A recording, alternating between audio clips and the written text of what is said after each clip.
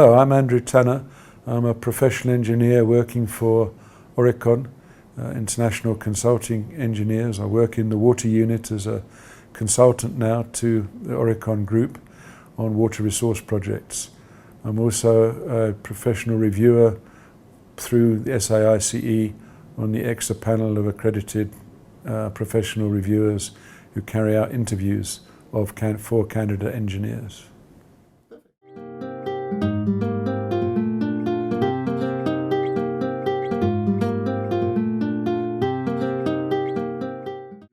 Okay, once we started work, then there was no formal process of mentoring. One knew what the requirements for professional registration were and things you had to do, but there was really nobody guiding you, and there was no formal mentoring process required in the registration process. Whereas today, ECSA and SAICE require that each graduate engineer who's registered as a candidate needs to have a mentor, and they need to have regular meetings with their mentors to assess progress and to get help from their mentors' guidance about how to meet the outcomes that they need to achieve in order to get professional registration. So it's a much more structured process than it was in the past.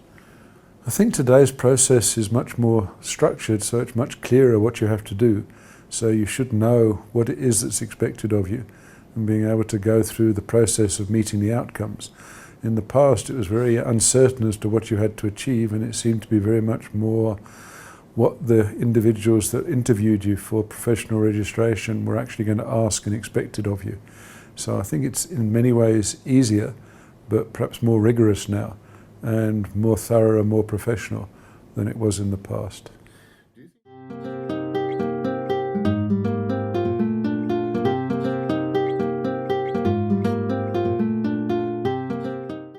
I think the people that are mentors need to be a number of years ahead of the people they're mentoring, and I don't know what a sensible gap is, but perhaps 10 years or so.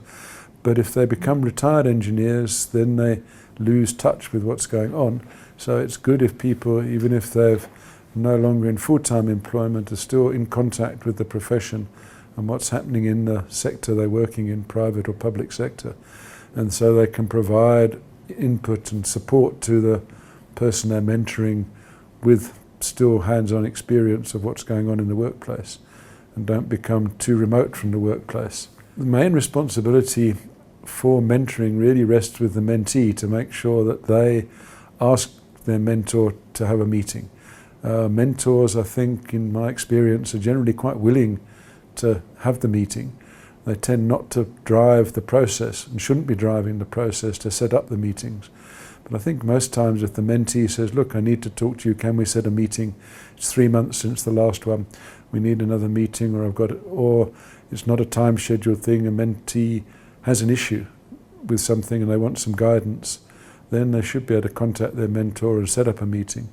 And hopefully the people that agree to be mentors will make that time available. And they should, otherwise they really need to say, well, I'm sorry, I can't actually undertake that responsibility. It's also important that mentors are realistic in how many people they can commit to be mentors for. And I know people that have said, I've got 2 or 3 people who I'm mentoring, and I really can't deal with any more because it's becoming too much of a commitment and I can't do justice to what's required.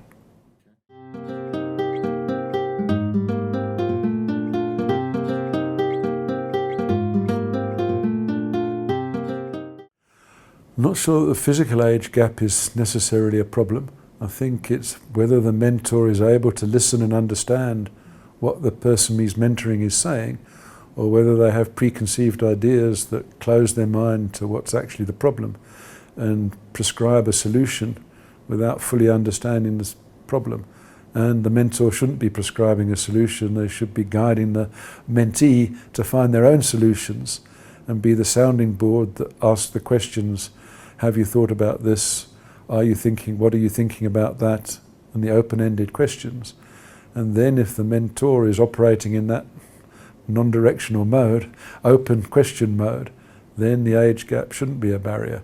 And that experience that comes with the age should be able to help the mentor to assess what the issues are and ask the right questions.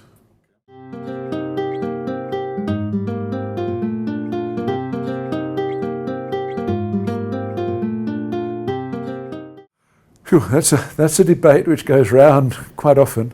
My personal view is that the mentor should not be the line manager. I say that particularly in the candidate phase, when you've got people that are working towards registration, and in the early parts of their career, because one of the mentor's roles then is to help the person sort out a career direction, see which type of engineering they want to be involved in.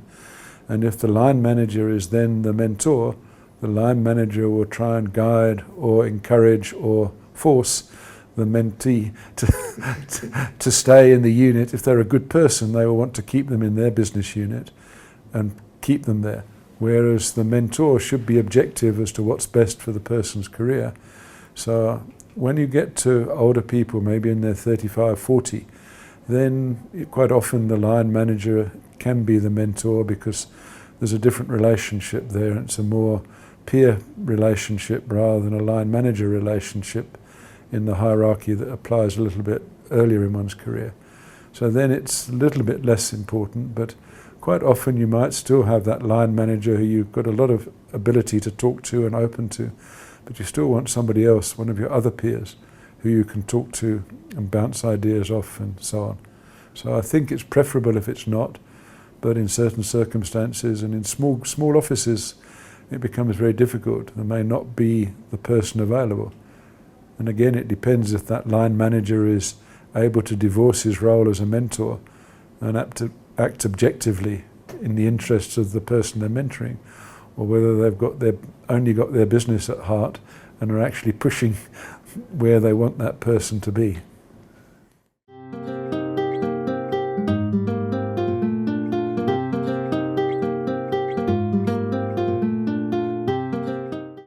I mean, the ECSA requires that you have a mentor and requires that you record your interviews with your mentor. So it's really not acceptable not to have a mentor. Imagine there may be situations where you're quite remote from anybody that's suitable as a mentor, but I think then you need to be particularly proactive in finding a mentor, even if it's a telephone discussion or a conference, and the meetings are face-to-face meetings happen a little bit less regularly, but you've got somebody that you can pick up the phone and call and say, this is where I've got to, I'm struggling with this outcome, how do I get experience on this? And I think that's one of the key roles of the mentor, is to see how the person they're mentoring can actually achieve the outcomes, and where can they look for that experience or that knowledge that they need in terms of the objectives and outcomes. What tips?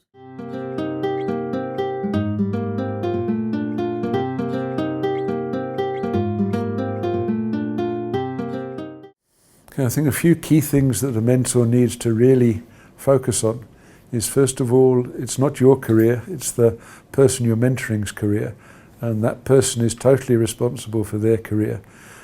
So you must help them to develop where they're going in their career, of which one of the steps is registration. If they've got problems, that's that person's problems, and it mustn't become your problem. Your job is to try and help them find a solution that will work for them.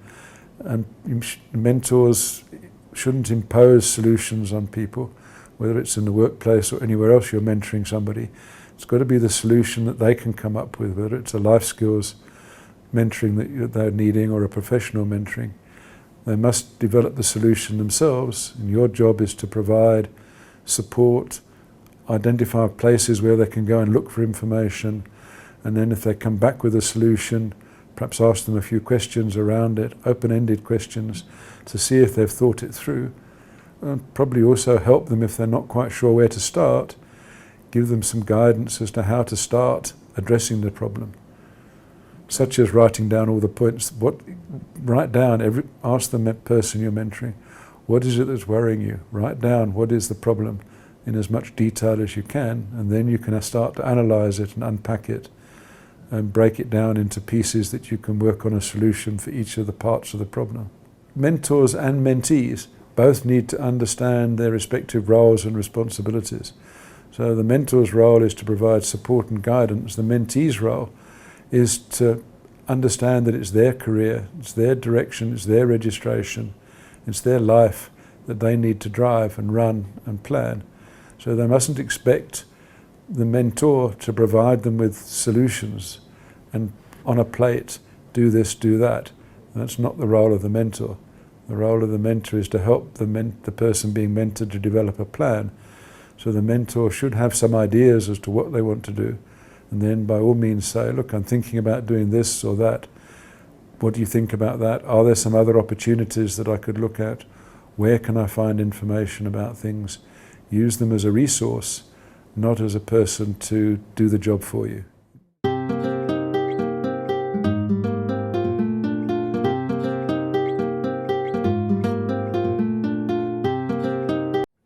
Okay, when you're going to the professional review, the professional interview, I think you really need to recognize, first of all, that what the person interviewing you knows is what they've read in the submissions. So they will be reading the training reports that you've done, and they will be basing the questions they're going to ask you on those training reports. So even if you've submitted it 6 months ago, you need to make sure you've read it and you're familiar with exactly what you've said in your training reports, so that if somebody asks you, well, when you were on site doing this, what were your responsibilities? You don't get tripped up and you actually know which site it was and what your responsibilities were. I think quite a lot of what the interviewers are looking for is, did you understand your responsibilities? Do you know what level of responsibility you had? Were you comfortable with that level of responsibility? Did you know when you were actually getting out of your depth and needed to ask for advice and couldn't actually carry on? You couldn't make a decision because it was beyond your comfort zone. That's important. When you're coming to the interview, one of the starting point after the general introductions is usually the candidate presenting their project. And there's a presentation on the project, which is the project that you've written up in your training reports. And the experience that you've gained, okay, you need to demonstrate or illustrate and describe what experience you gained on that project. And it's a single project that you should be describing. You shouldn't be trying to say, well, I gained site experience on this project and design experience on that project. That comes out of the training report. So on the project, you're presenting what you did, what your role was, what the scope of the project was, and discussing it, and then expecting to be asked questions in more detail, just to assess that, did you understand the roles? Did you know the background to the project? Why was the project being built? You need to know a little bit outside your role on the project, the purpose of the project. Was it a water supply scheme? And if so, who was it going to supply? Who are the beneficiaries? And then one also needs to look at the end users, understand any of the environment and social issues, even if you weren't directly involved with them. Those type of environmental, broad environment issues are quite likely that you'll be asked about the bigger picture of that project. Where did it fit into the economy? What was its purpose?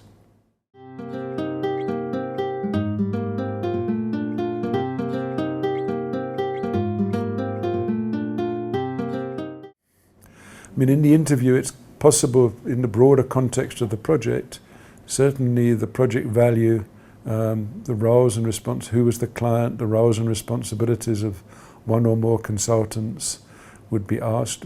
Probably you might well be asked what the value of those services were, and if you don't know something, you must say you don't know.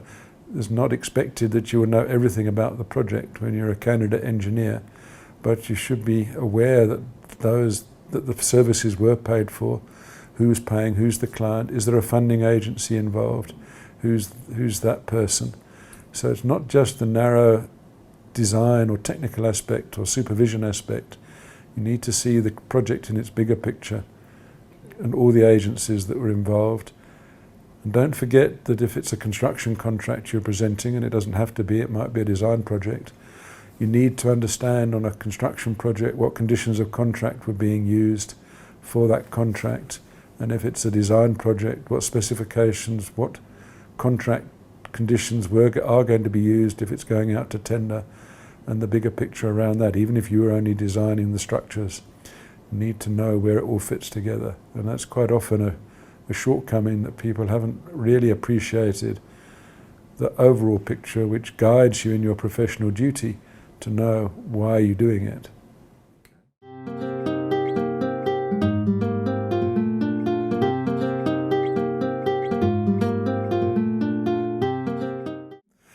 just remember you've now moved beyond your student days and you're now presenting yourself as a possible professional engineer, and the assessors are saying, really, are you a suitable person to go and interact with potential clients?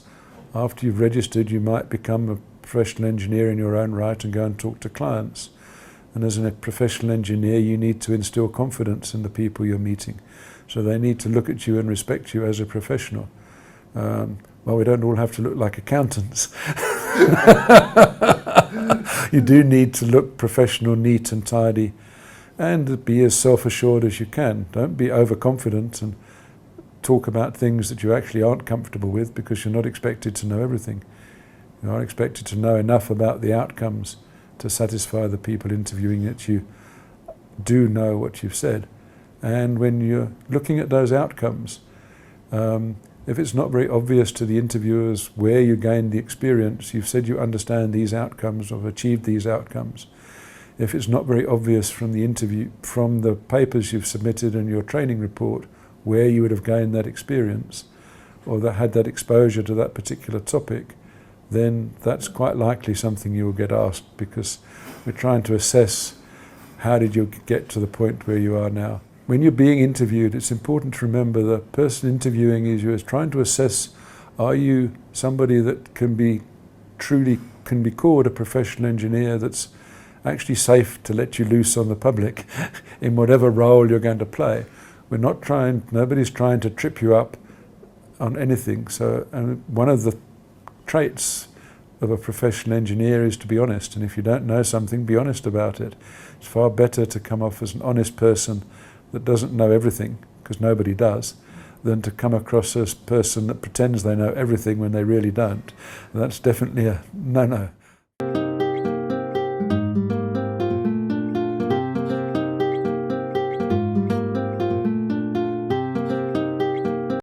Okay, what are the benefits of professional registration? Firstly, it gives you a comfort that your peers have assessed you and said, yes, you've reached a starting point in your professional career. I think there are very few organisations that will employ engineers that won't expect them to be professional engineers, because they need to know that that person can take a level of responsibility in that firm or that organisation. And if you can't demonstrate that you've been through the process and have been assessed to be able to take that responsibility, then it's going to limit your career path. If you just want to stay doing detailed design, structural design at a limited level and not take responsibility for a team of people or larger projects, then that might be fine. But if you actually have aspirations to advance in your career and get a bigger role on bigger projects, then the limitations will be there if you're not registered as a professional engineer. I mean, obviously within any organisation, the more responsibility you have, the more remuneration you should be getting. So if you're not able to take responsibility for a design or for other people's designs as well, then it's going to limit your remuneration and you're going to get stuck.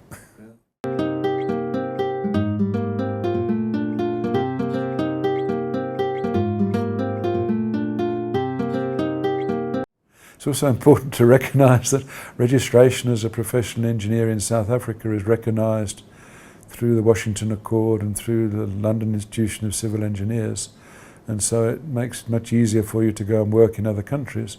Not that we want our engineers to go and work in other countries, at least if they do, they must come back with the experience they've gained, but it is an opportunity to go and broaden your horizons and then bring that knowledge and experience back to South Africa, where you'll probably find you get a lot more responsibility than you have in more developed countries. Okay, one of the things that I think the candidates find quite challenging is writing the essays.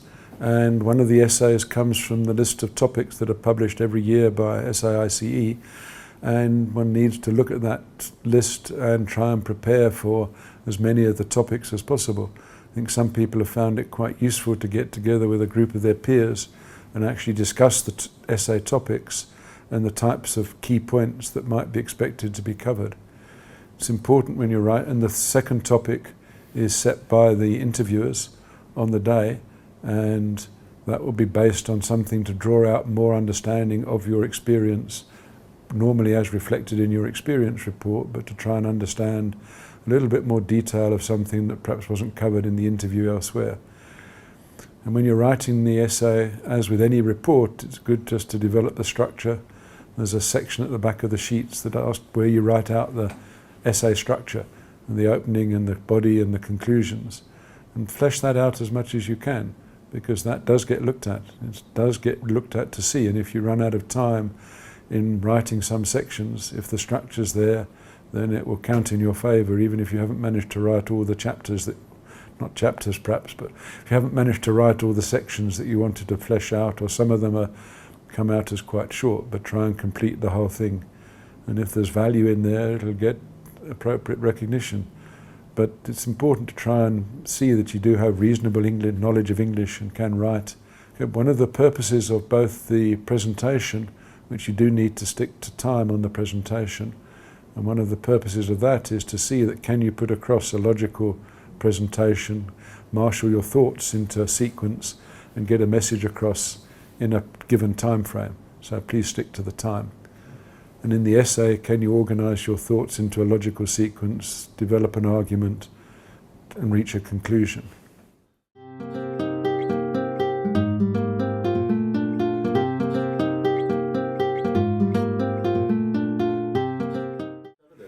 In preparation for your interview, you really need to make sure, first of all, that you're very comfortable with what you've done during your training, what's covered in the outcomes, where you got the experience that you've recorded there.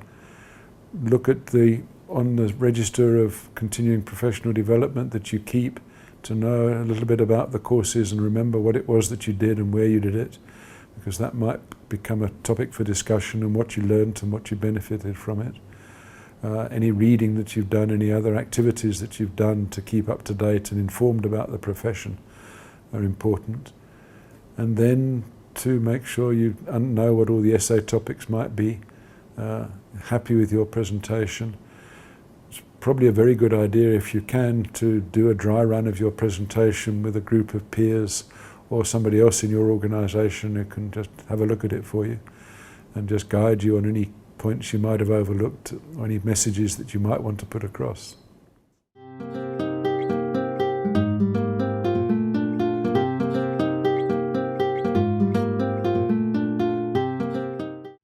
Look, they have to list it. I mean, I'm not, there's a list, there's a record of what they've done. And I think when the panel that look at the training, look at it to see that you actually are involved, are a member of SAICI, are attending some meetings, reading some papers and attending one or two courses. So it's not, I don't think there's any tick boxes in terms of number of credits, but it does get looked at. Part of one's preparing to become a professional engineer is to be aware of the profession you're working in. Don't just work in isolation in your section doing your designs or your tender documents, contract documents. You need to be aware of the bigger industry, the bigger profession out there, the professional associations, voluntary associations, SAICI, and keep up to date. Read what's going on. If you've been involved in a project and it's been in the news at all, you need to know where it's been in the news and why, and what's being said about it. And if you've got a view as to what the newspapers are saying versus your views, just marshal your thoughts, gather your thoughts about it. And there's a lot of information out there.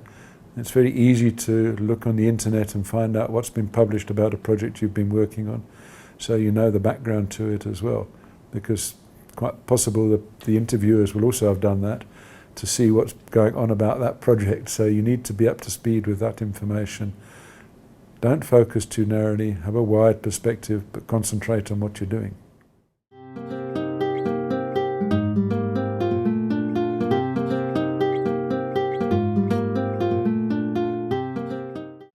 An important aspect of the mentor-mentee relationship is that the person should be comfortable with their mentor.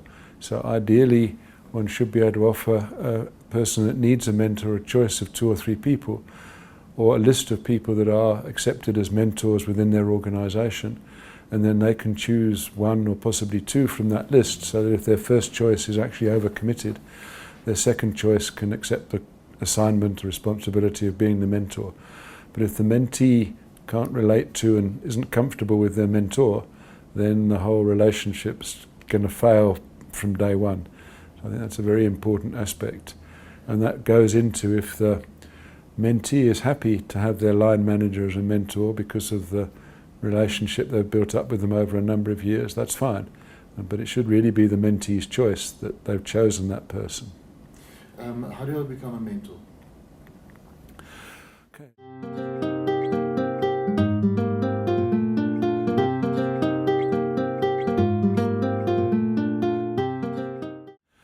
Okay, it varies, I think, within organisations. Within Oricon, we have a mentor training program. So people that are identified as having enough experience to be mentors are asked, are you prepared to be a mentor of other professionals, younger professionals? And then there's a short course on the do's and don'ts and the approaches to mentoring. And then the people that have agreed to be mentors become trained on that short, it's a few hours, as to how to go about mentoring. And then we have a list of accredited mentors within the organisation. Within the SAICE system, then they have a list of registered mentors. People are recognised you need to be a professional engineer to be a mentor for a professional engineer, preferably a registered technologist to be a mentor for a technologist. Professional engineers can mentor technologists within the ECSA SAICE agreements or requirements, but a technologist isn't eligible to be the mentor for a professional engineer. Within the ECSA SAICE administer the process on behalf of ECSA. Within their system, a professional engineer, candidate professional, within the ECSA SAICE system, the candidate professional engineer needs a professional engineer as their mentor. Yeah, a number of companies, most of the larger ones for sure, have a commitment and undertaking which they signed by the chief executive with SAICE and ECSA that they will provide training for candidates. And so if they, in that process, part of the registration forms you need to fill in, ask if you've been trained under a commitment and understanding.